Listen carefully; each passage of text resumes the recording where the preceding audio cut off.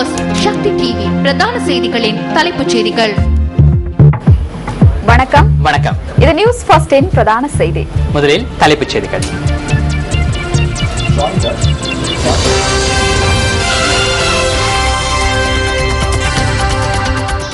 நாட்டில் உள்ள நீர்த்தேக்கங்களின் நீர்மட்டம் 14 வருடங்களின் பின்னர் பெருமளவில் குறைவடைந்துள்ளது. இலங்கையின் சிறந்த இணையதள தெரிவுக்கான 2 விருதுகளை newsfirst.lk இணையதளம் தனதாக்கிக் கொண்டுள்ளது. 116 பேருடன் வானில் பறந்த அல்ஜீரிய விமானம் விபத்துக்குள்ளாகியுள்ளது. பிரித்தானிய மகாராணியார் தலைமையில் பொதுநலவாய விளையாட்டு விழா கோலாகலமாக ஆரம்பம்.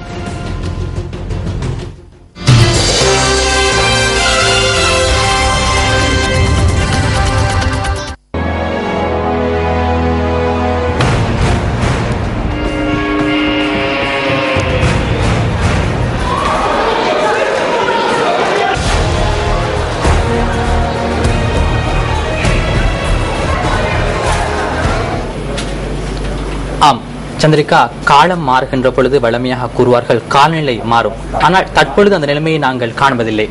நாட்டின் பல்வேறு பிரதேசங்களில் தற்பொழுது வறட்சியான காலநிலை நிலவுகின்றது. குறிப்பாக நீர்ப்பாசன திணைக்களத்துக்கு சொந்தமான நீர்த்தேக்கங்களில் 14 வருடங்களின் பின்னர் அதிகளவில் நீர்மட்டம் குறைவடைந்துள்ளதாக எமக்கு அறிய கிடைக்கின்றது. ஆம்ரியாஸ் நீர்ப்பாசன திணைக்களத்துக்கு சொந்தமான 72 நீர்த்தேக்கங்களின் நீர்மட்டம் 18% வரை குறைவடைந்துள்ளதாக நீர் முகாமைத்துவ பிரிவின் பணிப்பாளர் ஜானகி மீகாஸ் கூறியுள்ளார்.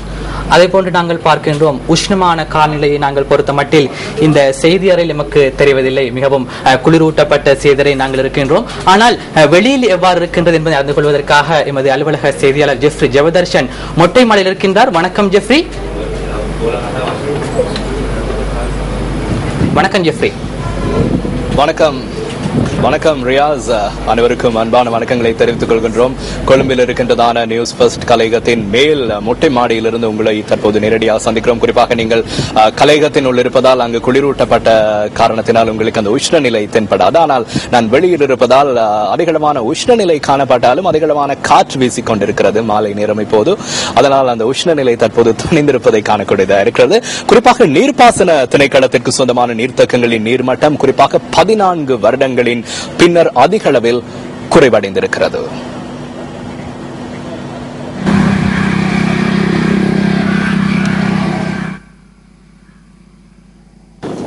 வருடங்களின் பின்னர் ஏற்பட்டுள்ள மிக மோசமான நீர் தட்டுப்பாட்டினால் பல மாவட்டங்களைச் சேர்ந்த மக்கள் பாதிக்கப்பட்டுள்ளனர். இதன் காரணமாக அம்பாறை, திருகோணமலை, மொனராகலை மற்றும் ஹம்பாந்தோட்டை ஆகிய மாவட்டங்கள் அதிக அளவில் பாதிக்கப்பட்டுள்ளன. குறிப்பாக இதன் காரணமாக அம்பாறை, மொனராகலை, திருகோணமலை ஆகிய மாவட்டங்களில் அதிகளவில் நீர் தட்டுப்பாடு ஏற்பட்டுள்ளது. சேனநாயக்க சமுத்திரத்தில் இருந்து 6000 ஏக்கர் வயல் நிலத்திற்கு தற்போது நீர் விநியோகிக்கப்படுகின்றது. மட்டக்களப்பு மாவட்டத்தில் மாத்திரமே தற்போது அறுவடை ஆரம்பமாகியுள்ளது. அம்பாறை மாவட்டத்தின் இங்கினியாகல டிஎஸ் சேனநாயக்க சமுத்திரத்தின் நீர்மட்டம் குறைவடைந்துள்ள விதமே இது.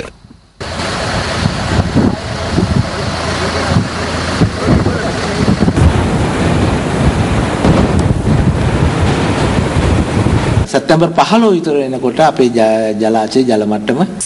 15ஆம் தேதியாகும் போது நீர்த்தேக்கங்களின் நீர்மட்டம் மிகவும் குறைவாக காணப்படும். செப்டம்பர் மாதமாகும் போது இந்த பிரதேசத்திற்கு மழை கிடைக்காவிடின் பாரிய நீர் பிரச்சனையை எதிர்நோக்க வேண்டி ஏற்படும். කිසියම් ආකාරයක ජල ගැටලුවකට මුහුණ දෙන්න සිදුවේවි. வீரவிலவாவி, லுனுகம்பெஹரவாவி, திஸ்ஸவாவி மற்றும் யோதவாவி என்பவற்றின் நீர்மட்டம் குறைவடைந்துள்ளமையினால் பிரதேச மக்கள் பெரும் அசௌகரியங்களை எதிர்கொள்கின்றனர்.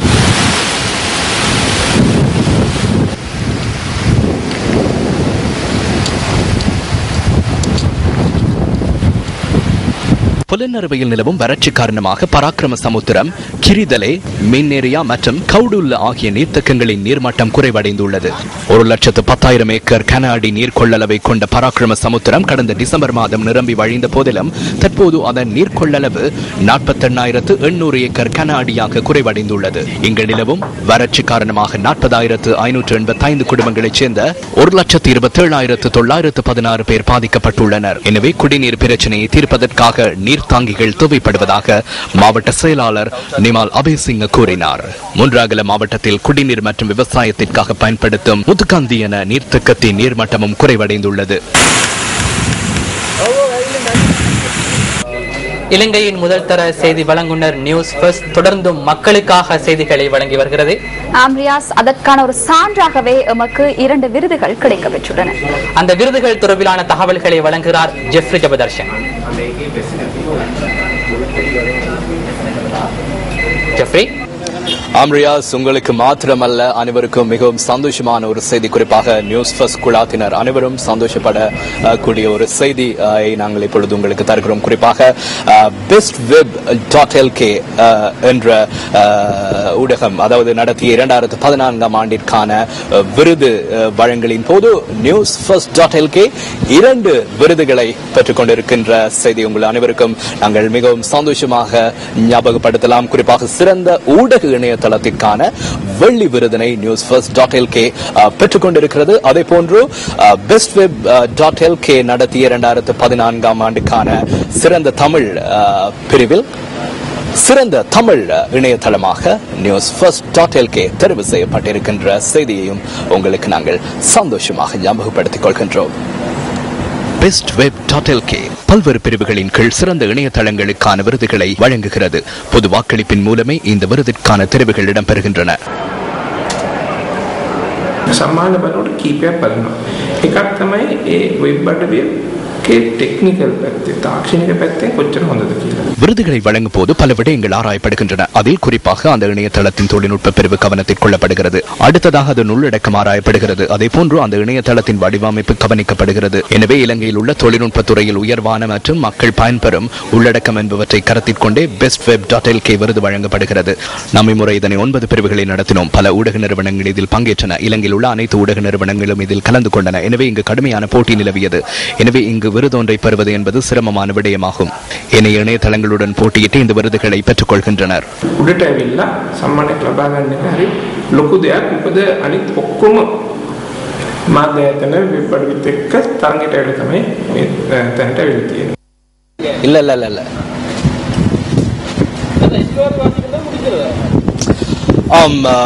நியூஸ் ஃபர்ஸ்ட்.lk 2வது தடவையாக இந்த விருதினை பெற்றுள்ளமை விசேட அம்சமாகும். இலங்கையில் மும்மொழிகளையும் கொண்ட காணொளிகளுடன் கூடிய செய்தி இணையதளம் நியூஸ் ஃபர்ஸ்ட்.lk என்பது குறிப்பிடத்தக்கது. 2007ஆம் ஆண்டு அக்டோபர் மாதம் 10ஆம் தேதி நியூஸ் ஃபர்ஸ்ட் முதல் தடவையாக இணையதள செய்தி சேவையை ஆரம்பித்தது. இந்த இணையதளம் சிங்கள மொழியில் ஆரம்பிக்கப்பட்டதுடன் 2009ஆம் ஆண்டு தமிழ் மற்றும் ஆங்கில மொழிகளிலும் நியூஸ் ஃபர்ஸ்ட் இணையதளம் மாற்றம் பெற்றது. உள்நாட்டு வெளிநாட்டு விளையாட்டு போன்ற அனைத்து செய்திகளையும் உள்ளடக்கும் நியூஸ் ஃபர்ஸ்ட்.lk இணையதளம் 2010ஆம் ஆண்டு bestweb.lk சிறந்த ஊடக இணையதளத்திற்கான வெள்ளி விருதை இதற்கு முன்னரும் சுவீகரித்திருந்தமை குறிப்பிடத்தக்கது. News First on this digital platform, the News First has been doing some fun. News first digital தொழில்நுட்பத்துடன் பாரிய செயற்பாடுகளை முன்னெடுக்கின்றது. நியூஸ் ஃபர்ஸ்டுக்கு சர்வதேச இணையதளம் ஒன்றும் காணப்படுகின்றது. ஸ்மார்ட் போன்களுக்கும் ஆண்ட்ராய்டு போன்களுக்குமான அப்ளிகேஷன்கள் உருவாக்கப்பட்டுள்ளது. அத்தோடு நியூஸ் ஃபர்ஸ்ட் தொலைபேசிகளுக்காகவும் தனிப்பக்கம் உருவாக்கப்பட்டுள்ளது. அவர்கள் யூடியூபுடனும் செயற்பாடுகளை முன்னெடுக்கின்றனர். எனக்கு நியூஸ் ஃபர்ஸ்ட் இணையதளம் பெரிதும் பிரயோசனமாக உள்ளது. எனக்கு தேவையான படங்களும் அங்கு கிடைக்கின்றன. நியூஸ் ஃபர்ஸ்டுக்கு மொரட்டுவை பல்கலைக்கழகம் ஊடாக இந்த விருது கிடைக்கப்பட்டிருக்கின்றது. இதன் ஊடாக நியூஸ் ஃபர்ஸ்டின் செயற்பாடுகள் உறுதியாகின்றன. எமக்கு மேலும் கற்றுக்கொள்ள பல விடயங்கள் உண்டு. எதிர்காலத்தில் மேலும் முன்னோக்கி செல்ல முடியும். இந்த வெற்றி மகத்தானது. But winning this award itself is a fantastic achievement. இணையதளத்தில் படிப்படியான வளர்ச்சியுடன் புதிய பல விடயங்களை உள்ளடக்கிய நியூஸ் ஃபர்ஸ்ட்.lk இணையதளம் கடந்த ஆண்டு புதிய பரிணாமத்தை அடைந்தது. மும்மொழிகளை கொண்ட நியூஸ் ஃபர்ஸ்ட்.lk இணையதளம் தற்போது இலங்கையின் முதற்தர இணையதளமாக கருதப்படுகிறது. நியூஸ் ஃபர்ஸ்டுடன் நேயர்கள் தொடர்ந்தும் கைகோர்த்துள்ளமையே இதற்கு காரணமாகும். எங்களை என்றும் முன்னிலையில் நிறுத்துவதற்கு காரணமான நேயர்களாகிய உங்களுக்கு என்றும் எமது இதயபூர்வமான நன்றிகள் உரித்தாகும். இலங்கையின் மிகவும் நம்பகத்தன்மை வாய்ந்த செய்தி இணையதளம் நியூஸ் ஃபர்ஸ்ட்.lk அனைத்து வகையான வடிவங்களிலும் உங்களை நாடி வருகிறது. எமது செய்தி அறிக்கையிடல் உறுதிப்படுத்தப்பட்டது, பக்கசார்பற்றது, நடுநிலையானது, துணிச்சல் மிக்கது. எமது சமூக இணைய வலையமைப்பு மிகவும் சக்தி வாய்ந்தது. பல்லாயிரக்கணக்கானோர் நியூஸ் ஃபர்ஸ்டில் நம்பிக்கை வைத்துள்ளனர். அதனாலேயே நாம் என்றும் முன்னிலையில் உள்ளோம். இணையதளம், ட்விட்டர், ஃபேஸ்புக் மற்றும் யூடியூபில் எமது செய்திகளை பார்வையிடலாம். உங்கள் வாழ்க்கை எங்கள் செய்தி.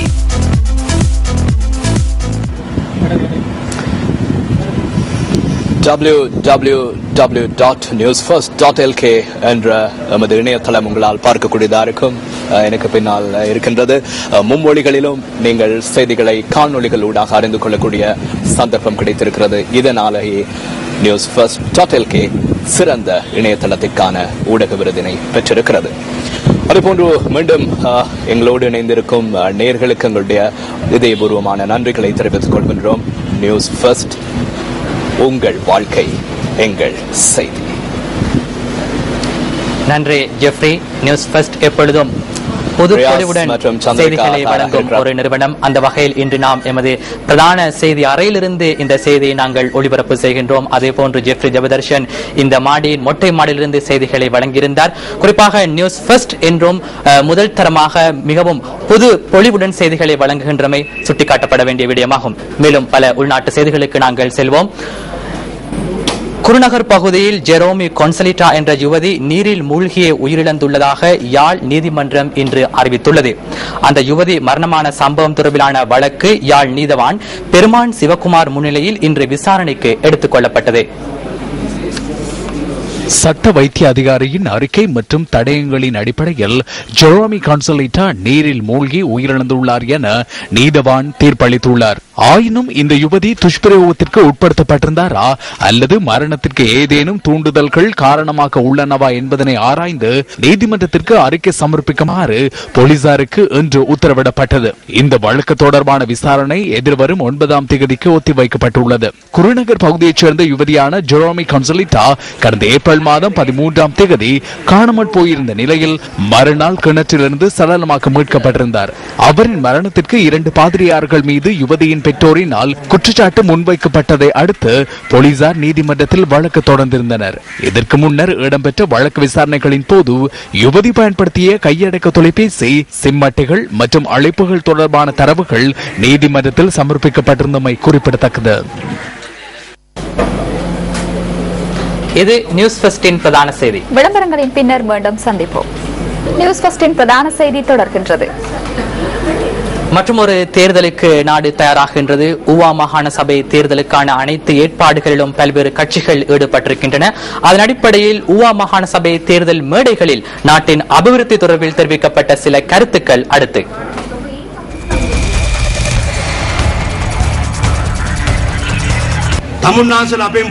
நீங்கள் நம்மிடம் அதிகமான விடயங்களை எதிர்பார்க்கிறீர்கள். இன்று வாழ்வதை விட நாளை கிராமத்தை எவ்வாறு அபிவிருத்தி அடைய செய்வது என்பது குறித்து எதிர்பார்க்கின்றீர்கள். என்று அது நமக்கு முடியும் என்பது எதிர்க்கட்சிக்கு நன்றாக தெரியும்.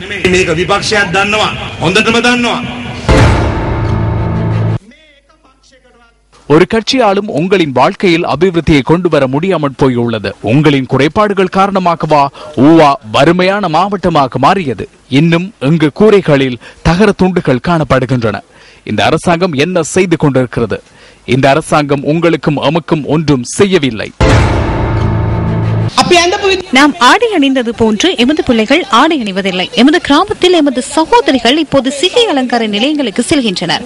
மாதத்துக்கு 2000 ரூபாய் அளவில் செலவிடுகின்றனர். தோட்ட வீடுகளும் உங்கள் கிராமங்களும் அபிவிருத்தி செய்யப்படுகின்றன. இதனூடாக இலங்கை நிலை எவ்வளவு மேலோங்கி காணப்படுகின்றது என்று உங்களுக்கு தெரியாதா? இந்த பயணத்தை முன்னெடுத்து செல்வதற்கு இடமளியுங்கள். எமது நாடு சிங்கப்பூரை விட வேகமாக முன்னேற்றம் அடைகின்றது.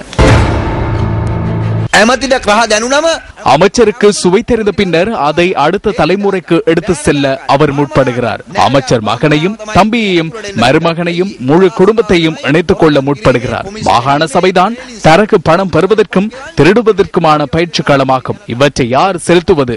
இந்த மக்கள் செலுத்துகின்றனர். இங்கு மொனரகலை மாவட்டத்தில் முதலாவது பாரம் தூக்கியை அமைத்தோம். நான் தான் சிறு பாடசாலைகளுக்கு 2 மாடிகளையும் ஆசிரியர்களையும் வழங்கினேன்.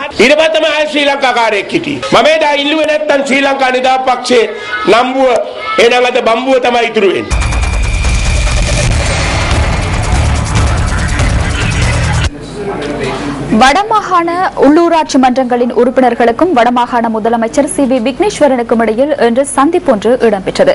இந்த சந்திப்பு யாழ் பொது நூலக மாகாண சபையின் கேட்போர் கூடத்தில் நடைபெற்றது. இதன்போது உள்ளூராட்சி மன்றங்களினால் வடக்கில் முன்னெடுக்கப்பட்டு வரும் அபிவிருத்தி செயற்பாடுகள் தொடர்பில் கலந்துரையாடப்பட்டதாக எமது பிராந்திய செய்தியாளர் தெரிவித்தார். எதிர்காலத்தில் வடமாகாணத்தில் முன்னெடுக்கப்பட வேண்டிய வேலை திட்டங்கள் தொடர்பிலும் இங்கு கவனம் செலுத்தப்பட்டது. இந்த சந்திப்பில் வடமாகாண உள்ளூராட்சி மன்றங்களின் தலைவர்கள், உறுப்பினர்கள் மற்றும் துறைசார் அதிகாரிகள் என பலரும் கலந்து கொண்டிருந்தனர்.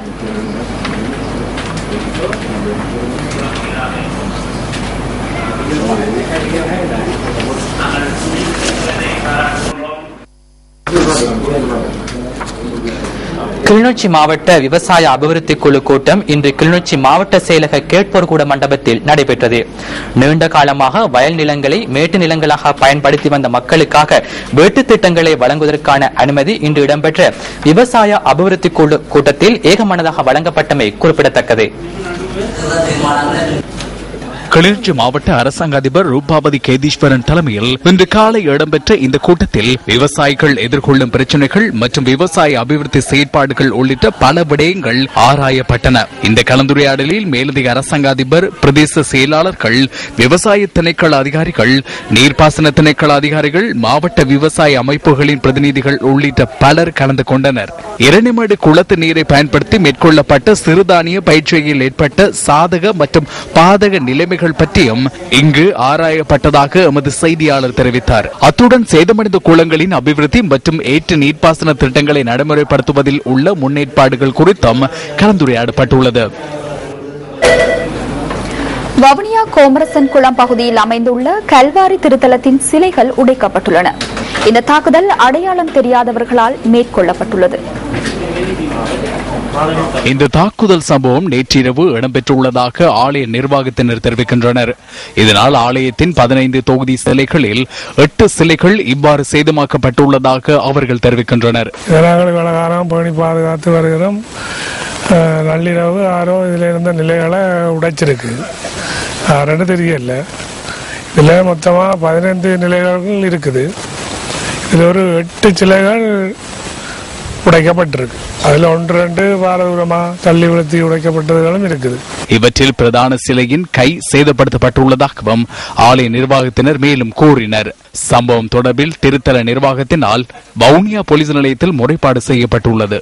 அவ்வாறாயினும் இது தொடர்பில் தமக்கு முறையிடப்பட்டுள்ளதாக வவுனியா போலீசார் தெரிவிக்கின்றனர்.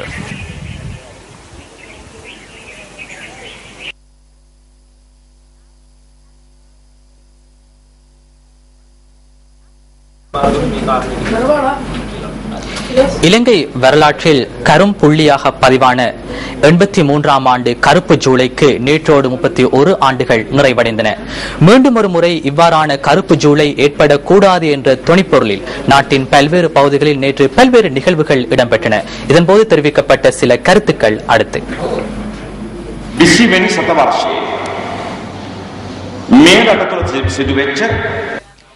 20வது நூற்றாண்டில் இந்த நாட்டில் இடம்பெற்ற சமூக வன்முறைதான் கருப்பு ஜூலை. அதனை முன்னின்று நடைமுறைப்படுத்துவதற்கு திட்டமிட்ட 4-5 பேர் இன்னும் பாராளுமன்றத்தில் இருக்கின்றனர். இன்று சமாதான தூதுர்களாக காட்டிக்கொண்டாலும் இந்த சம்பவம் குறித்து இதுவரையும் கவலையடையவில்லை. 83இன் மத்திய பகுதியில் ஜூலை மாதத்தில் இது போன்றதொரு தினத்தில் உருவாக்கப்பட்ட இந்த சம்பவத்தை நாம் நினைவு கூறுகின்றோம்.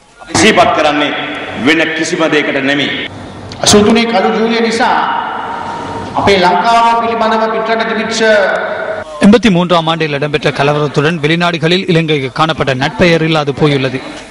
கருப்பு ஜூலையை நினைவுபடுத்தி மீண்டும் ஒருமுறை இவ்வாறு இடம்பெறுவதை தடுக்க வேண்டிய பொறுப்பு வெளிநாட்டு வேலைவாய்ப்பு பணியகம் என்ற வகையில் எமக்கு காணப்படுகின்றது என்பதை இந்த உலகுக்கு அறிவிக்க வேண்டும். கருப்பு ஜூலையை நினைவு கூறும் இந்த சந்தர்ப்பத்தில் எந்த விதத்திலும் அடிப்படைவாதம் தலை தூக்குவதற்கு முற்பட்டால் அதற்கு நாம் இடமளிக்க கூடாது.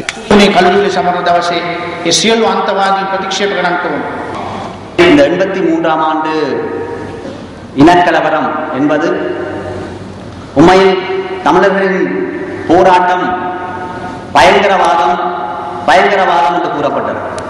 உண்மையில் தமிழரின் போராட்டம் ஒரு பயங்கரவாதம் அல்ல. இந்த இனங்கள் அடக்கி ஒடுக்கப்பட்டதனால், இனங்கள் 83ஆம் ஆண்டு கொளுத்தப்பட்டதனால் அதற்கு எதிராக எழுந்ததுதான் இந்த தமிழர்களின் போராட்டமே ஒழிய அது பயங்கரவாதத்தினால் எழுப்பப்பட்டதல்ல. 83ஆம் ஆண்டும் 2009ஆம் ஆண்டும் தமிழ் மக்கள் என்றும் தமது மனங்களிலிருந்து மறக்கப் போவதில்லை. இந்த நாட்டில் தமிழ் பயங்கரவாதம் உருவாக்கப்படவில்லை. இந்த இனவாதிகளின் இன சுத்திகரிப்பு 83ஆம் ஆண்டு ஏற்பட்டதனால் தான் பல இளைஞர்கள் பல ஆயிரக்கணக்கான இளைஞர்கள் தமிழர்களுக்காக போராட வந்து தமது உயிர்களை மாய்த்துக் கொண்டார்கள். வேறு வழி இல்லாமல் தம்மை தாமே பாதுகாப்பதற்காகத்தான் தமிழர்கள் ஆயுதம் தூக்கினார்கள். 1983 ஆண்டு கருப்பு ஜூலை ஒன்று உருவானது. அந்த யுத்தம் நிறைவடைந்துள்ள போதிலும் அதனோடு பிணைந்த பிரச்சனைகள் இன்னும் உள்ளன. கருப்பு ஜூலை முடிவடைந்து அதனை மறக்க முற்படுகையில் அண்மையில் ஜூன் மாதத்தில் கருப்பு ஜூன் சம்பவம் ஒன்று இடம்பெற்றது. எனவே எம்மை சூழ்ந்து இது போன்ற சம்பவங்கள் இடம்பெற்ற வண்ணமே உள்ளன.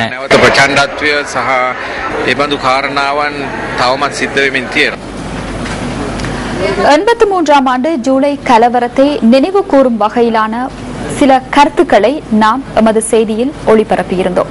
இந்த செய்தியை சிரச தொலைக்காட்சியில் ஒளிபரப்பியதன் பின்னர் இலங்கை சட்டத்தரணிகள் சங்கத்தின் தலைவர் உப்புல் ஜெயசூரிய நியூஸ் ஃபர்ஸ்டுக்கு தொடர்பு கொண்டு இவ்வாறான ஒரு கருத்தை தெரிவித்திருந்தார்.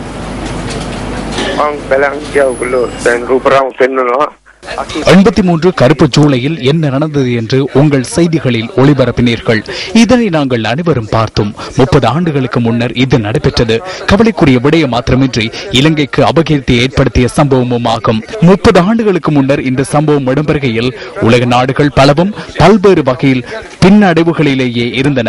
அதற்கு பின்னரான 30 ஆண்டுகளில் அந்த நாடுகள் முன்னோக்கி சென்றுள்ளன. இவ்வாறான ஒரு நிலையில் மீண்டும் நமது நாட்டை 30 ஆண்டுகளுக்கு பின்னோக்கி இழுத்து செல்ல யாரேனும் முற்படுவார்களாயின் தர்கா நகர் மற்றும் அலுத்கமவில் விசேட அதிரடி படையினர் முன்னால் இந்த சம்பவங்கள் இடம்பெற்றன. அவர்கள் பார்த்து கொண்டிருந்தார்கள். கண் முன்னால் தீ வைப்புகள் இடம்பெற்றன. விசாரணைகளுக்கு முன்னரே அவற்றை அகற்றும் நடவடிக்கையில் ஈடுபட்டனர். சட்டம் வீழ்ச்சி கண்டுள்ளதை காணக்கூடியதாக உள்ளது. இவ்வாறானது ஒரு நிலையில் நமது எதிர்காலம் தொடர்பில் சிந்திப்பது கடினமாகவே காணப்படுகிறது.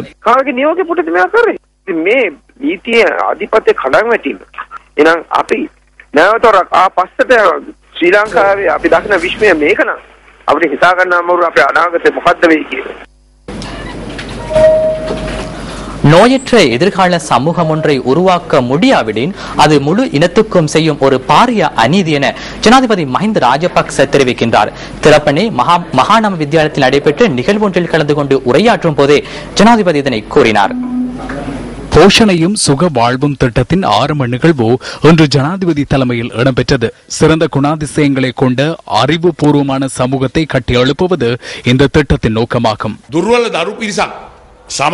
வலுவற்ற பிள்ளைகள் உருவாக்குவார்களாயின் அதனை இனத்திற்கு எதிரான பாரிய அநீதியாகவே நான் காண்கின்றேன். இதனை பெற்றோர்களின் பொறுப்பு மாத்திரம் என சிலர் கூறுகின்றனர். அவ்வாறு இல்லை. ஆசிரியர்கள் மற்றும் அரசாங்கம் என அனைவரும் இதற்காக ஒத்துழைப்புடன் செயற்பட வேண்டும் என்றே நான் விசுவாசிக்கின்றேன்.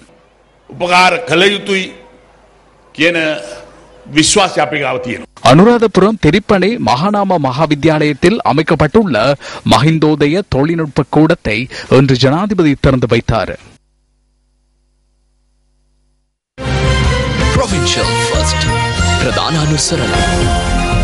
சுபிரவிக்கி ஆயுர்வேத பட்பசை உங்கள் உலகை நீங்கள் பிரதிபலிக்கின்றீர்கள். பள்ளிக்கூடங்கள் எந்த ஒரு சமூகத்திலும் உன்னத இடங்களாக கருதப்படுபவை. ஆம், எந்த ஒரு பிரஜையையும் உயர்நிலைக்கு கொண்டு செல்லும் ஆரம்ப இடமே பள்ளிக்கூடங்கள். சுமார் 24 வருடங்களாக திறக்கப்படாதுள்ள ஒரு பாடசாலை தொடர்பில் நியூஸ் ஃபர்ஸ்ட் என்று ஆராய்கின்றது. யாழ் மாவட்டம் வலிவடக்கு பிரதேசத்திற்குட்பட்ட மாவட்டபுரம் தெற்கு அமெரிக்க மிஷன் தமிழ் கலவன் பாடசாலை கடந்த 24 வருடங்களாக திறக்கப்படாத நிலையில் உள்ளது.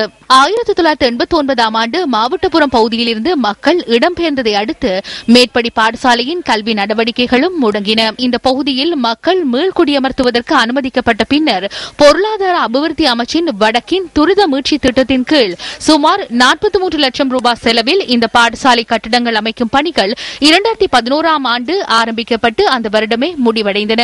எனினும் இந்த பாடசாலை இதுவரையில் திறந்து வைக்கப்படவில்லை என்பதுடன் பாடசாலைக்கான அதிபர் ஆசிரியர்களும் நியமிக்கப்படவில்லை. இன்று வரையில் திறந்து வைக்கப்படாத நிலையில் பாடசாலையின் கட்டடங்கள் தற்போது பாழடைந்து காணப்படுகின்றன.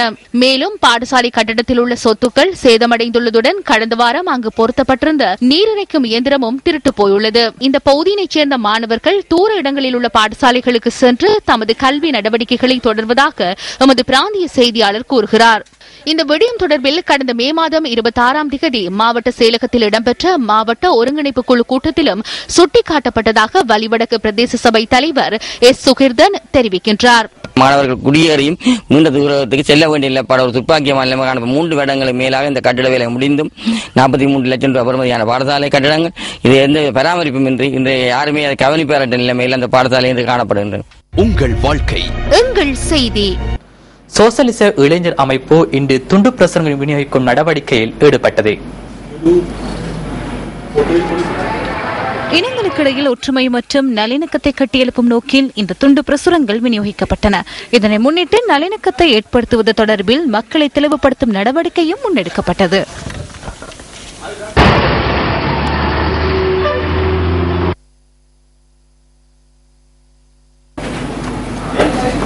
இனி சர்வதேச செய்தி. அல்ஜீரியாவுக்கு சொந்தமான பயணிகள் விமானம் ஒன்று காணாமல் போயிருந்ததாக முதலில் தகவல்கள் வெளியாகியிருந்தன. அதன் பின்னர் அது நைகர் பகுதியில் விபத்துக்குள்ளாகியுள்ளதாக சர்வதேச தகவல்கள் செய்திகளை வெளியிட்டிருந்தன. அந்த வகையில்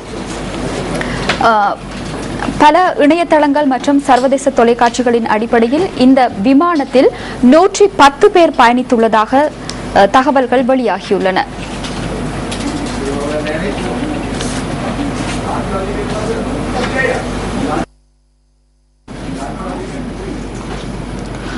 அல் ஜசீரா தொலைக்காட்சியின் 3 ஊடகவியலாளர்கள் கடந்த ஜூன் மாதம் 23ஆம் தேதி எகிப்தில் கைது செய்யப்பட்டு 10 வருடங்கள் சிறையில் அடைக்கப்பட்டனர்.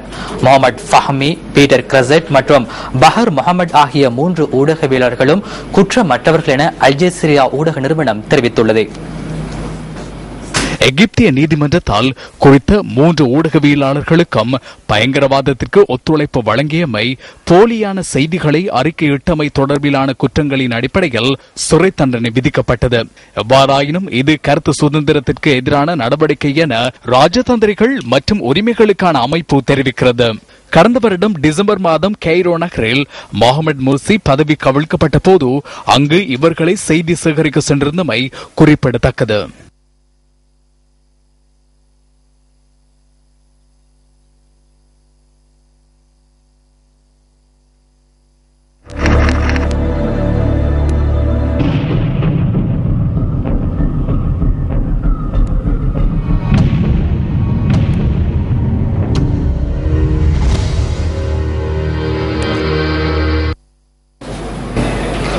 இத்துடன் நிறைவடைகின்றது நியூஸ் ஃபர்ஸ்டின் இன்றைய 8 மணி பிரதான செய்தி. நமது அடுத்த பிரதான செய்தியை இரவு 10:45க்கு எதிர்பாருங்கள். வணக்கம்.